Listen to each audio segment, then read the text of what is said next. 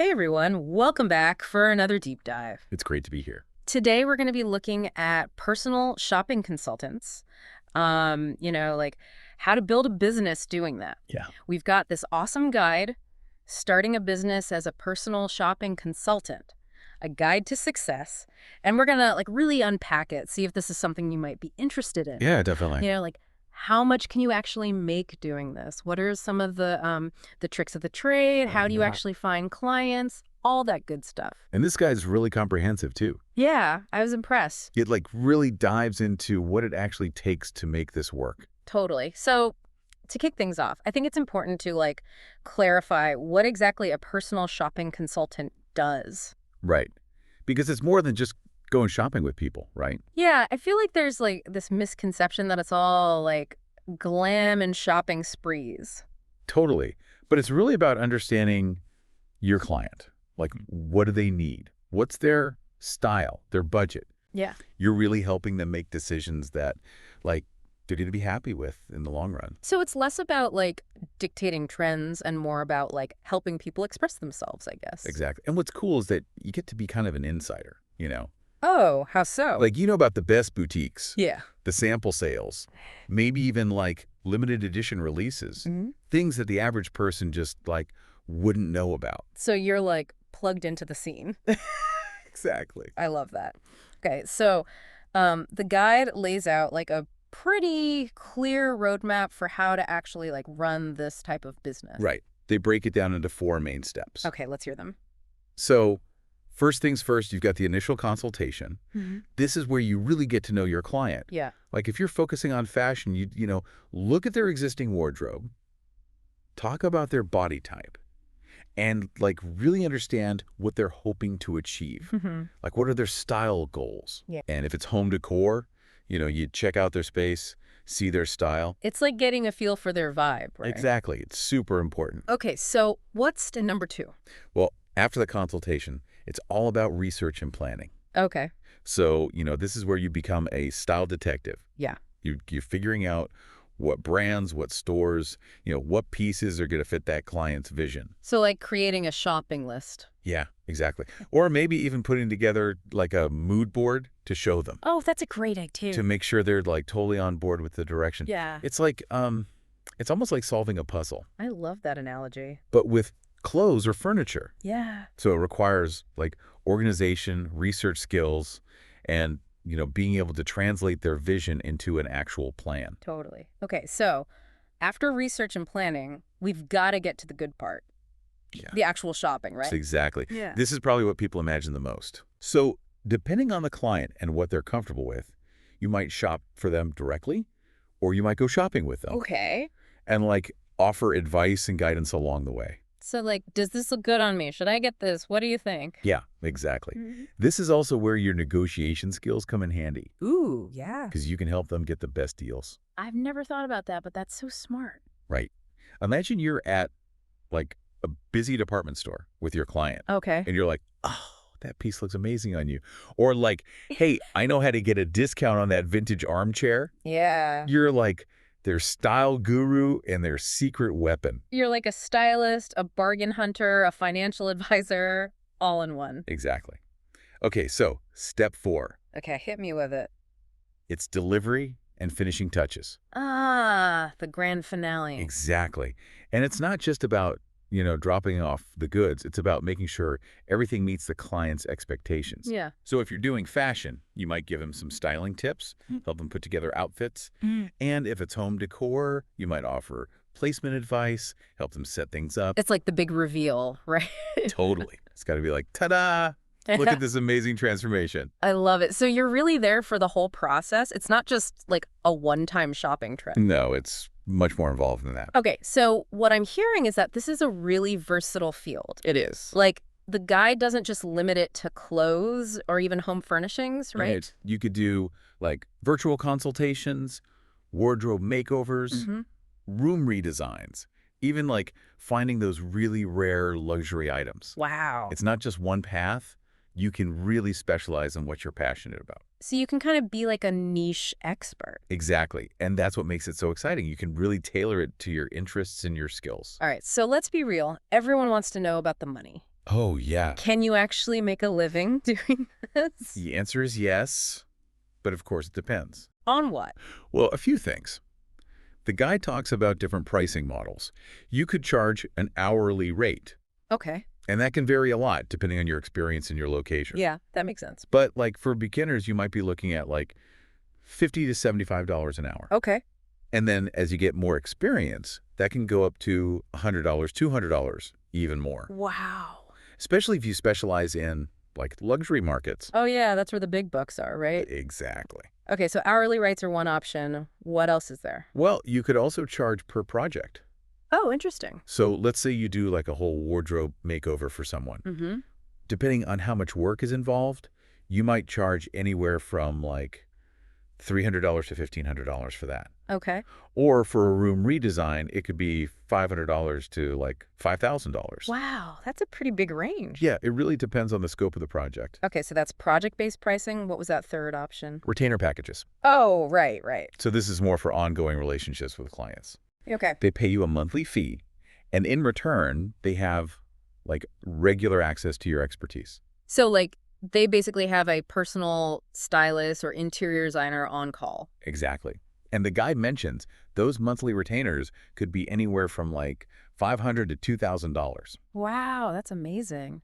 So you could have, like, recurring income. Right. Can be a great way to build a stable business. Okay, but money aside, you need more than just, like, a love of shopping to make this work, right? Oh, absolutely. What are some of those, like, key skills that you need to be successful? Okay, well, obviously you need to have an eye for fashion or design, Right. but it's also about like people skills, Mm. being able to communicate well, Mm-hmm. being a good negotiator, Yeah. and like Yeah. thinking creatively. So you're not just a stylist, you're a problem solver. You're, like, their advocate. You're helping them achieve their vision. And there are practical skills too, like you have to be organized. Oh, yeah, with all those clients and projects. Exactly. The guide even suggests using like calendars and project management tools. Oh, for sure. So this is definitely for someone who, like, thrives on that kind of organization. Yeah, you need to be able to juggle multiple things at once. Okay, now let's talk about marketing. How do you actually get those first clients? That's a great question. The guide has a lot of good ideas. Social media is huge, of course. Oh, yeah, that makes sense. Platforms like Instagram and Pinterest are perfect for this kind of visual business. Right, because you can show off your work. Exactly. Like post before and after photos of your clients. Share style tips, behind the scenes stuff. I love those before and afters. Right. Yeah. So satisfying. Yeah. Okay, so social media is one thing, but you also need to, like, get out there and network, right? Absolutely. Like Yeah. go to industry events, connect with local boutiques and designers. Yeah, Building those personal relationships is super important. because word of mouth is powerful. Totally. And then there's content marketing, Oh, right. Like what? like writing blog posts, making videos, Oh. or even creating like downloadable guides. Oh, that's a good idea. Something that gives your target audience valuable information. Yeah, to establish yourself as an expert. Exactly. So it's not just about what you know, it's about like sharing that knowledge with others. I love that. Okay, so we've talked about, like, all the positives, but starting any business comes with challenges, right? Right. What are some of the hurdles that aspiring personal shopping consultants might face? Well, one of the biggest ones is just building credibility. Yeah, especially when you're starting out. Right. Mhm. You might not have a ton of clients or a big portfolio yet. So how do you convince people to trust you with their style or their home? Exactly. It's like a catch-22. Yeah, You need experience to get clients, but you need clients to get experience. it's the classic dilemma. Right. The guide suggests starting small. Okay. Maybe offer some discounted rates to build up your portfolio and get some testimonials. Yeah, that's a good strategy.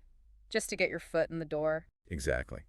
And building trust is also about managing client expectations. Oh, yeah. Communication is key. Right. You need to be super clear up front about what you can deliver, what your process is like, Right. and what you charge. So, no surprises. Exactly. That way you can avoid misunderstandings. Makes sense.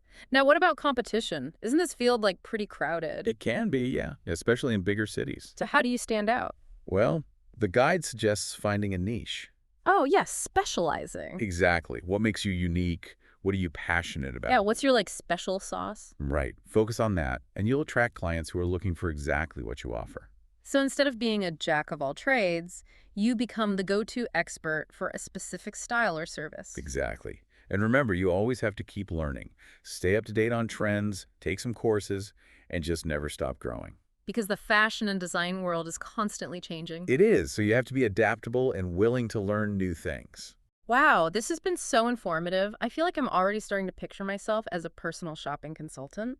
It is a really exciting field, and it can Really? be so rewarding to help people create a space or a style that they truly love. Yeah, and it's not just about the aesthetics. It's about like boosting their confidence and helping them express themselves. Exactly. And that brings us back to that question we were talking about earlier, Oh yeah, the niche question. right?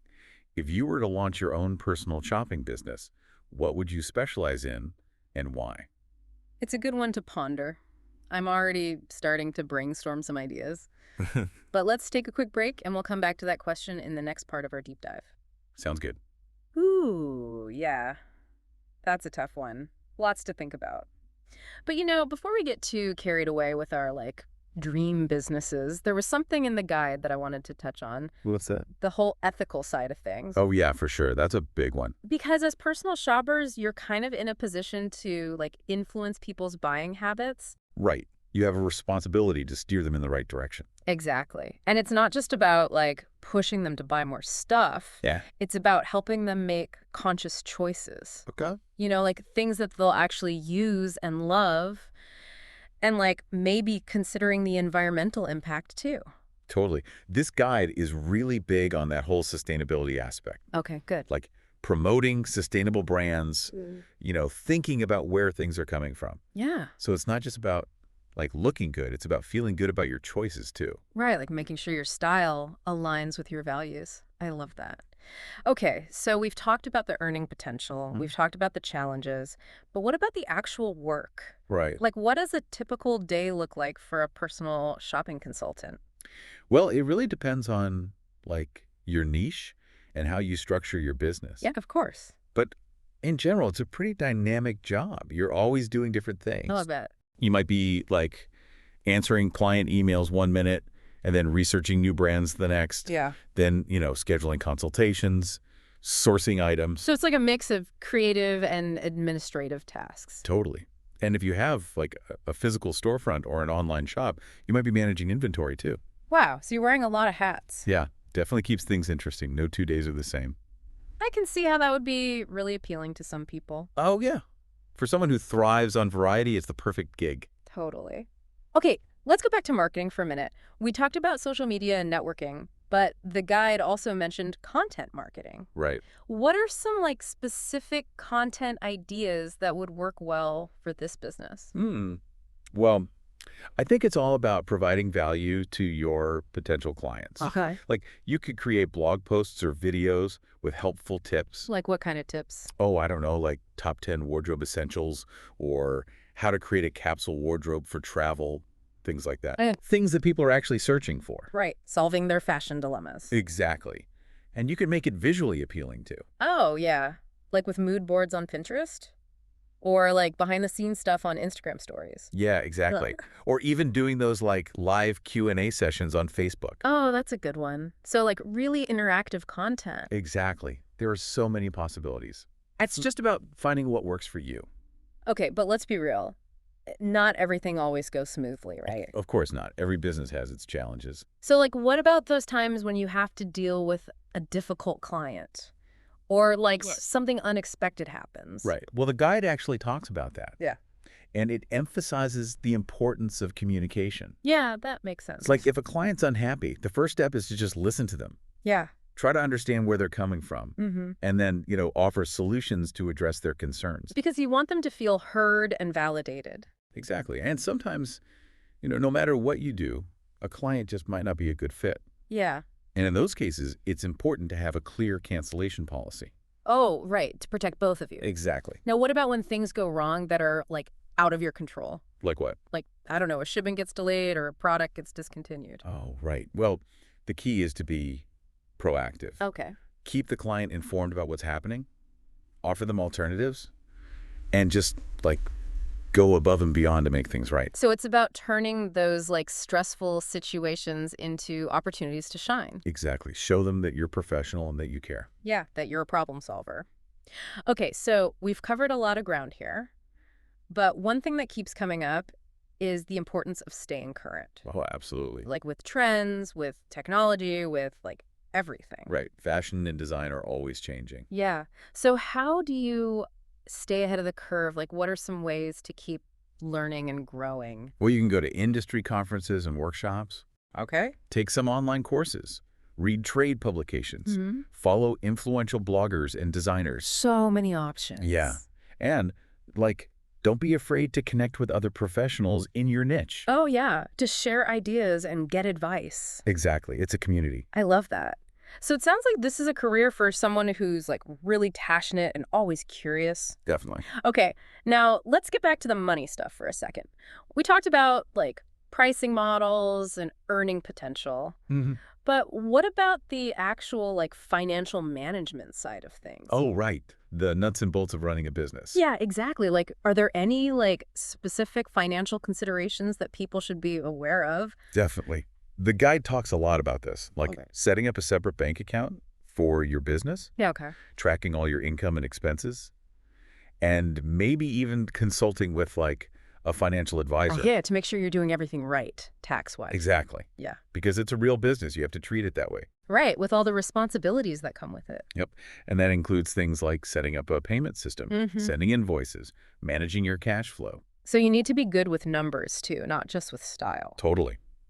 And speaking of numbers, how do you actually measure the success of your business? Ooh, that's a good question. It's not just about like how much money you're making, Right. right? There are other things to consider too, Like what? like how satisfied your clients are, if Yeah. they come back for more, Hmm. if they refer their friends to you. So it's about building a sustainable business that's also like making a positive impact. Exactly. It's about more than just the bottom line. This is so true. So ultimately, it sounds like being a successful personal shopping consultant is about more than just clothes or furniture. Total. It's about helping people feel good about themselves, like boosting their confidence and helping them express their personal style. Exactly. It's about that transformation. Yes, and making a real difference in their lives. It is a very rewarding job. And that brings us back to that question we talked about earlier. All right, our niche. Exactly. If you were to launch your own personal shopping business, what would you specialize in and why?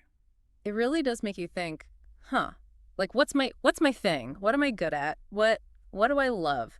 But okay, I'm also kind of curious about the future of this whole thing, you know?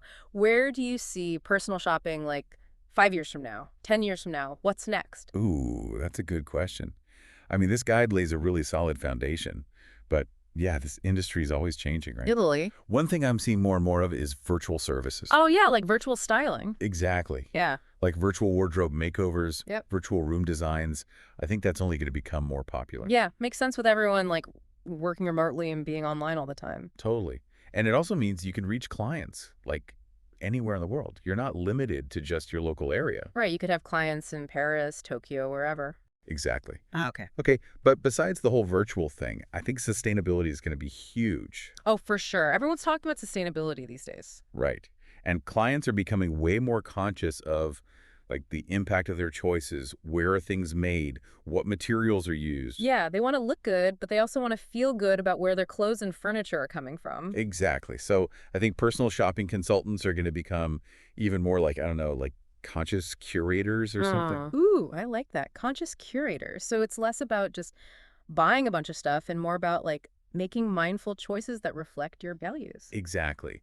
And this kind of ties into another trend that I think is really interesting, personal branding.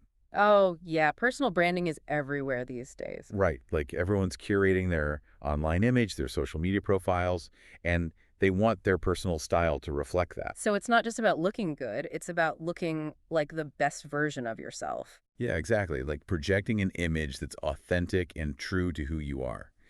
And I think technology is going to play a bigger and bigger role in all of this. Oh, for sure. Like what kinds of technology? I don't know. Imagine like AI tools that can analyze a client's style preferences Yeah. or create like personalized mood boards, Ooh, that would be cool. right? Or even like virtual try-on technology where you can see how clothes would look on you without actually having to try them on. Oh, wow, yeah. And you could do that with furniture too, right? Like Yeah. see how a sofa would look in your living room before you buy it. Exactly.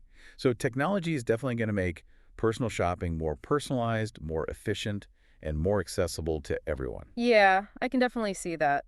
But even with all this like amazing technology coming out, I still think there's something really special about that human connection. You Oh, know? absolutely. Mhm. Technology can enhance the experience, but it can't replace that personal touch. Yeah, like having someone who really gets you, who understands your style, your budget, your lifestyle, and who can help you like navigate all the choices and make decisions that you feel good about. That's something special. It is. It really is. Wow, this deep dive has been incredible. I feel like I've learned so much about personal shopping, like how to build a business, how to find clients, how to market myself, and how to really make a difference in people's lives. Me too. I'm feeling so inspired. It's been such a fun conversation. Thank you so much for sharing your expertise. Of course. My pleasure. And to all our listeners out there, if you're feeling that little spark of, I don't know, like an entrepreneurial spirit, if you're thinking, hey, maybe this is something I could actually do, Do it. don't ignore it. Do your research. Explore the resources. You never know where it might lead you. You just might find your dream career. Exactly. All right, that's it for our deep dive into the world of personal shopping consultants. Until next time. See you then.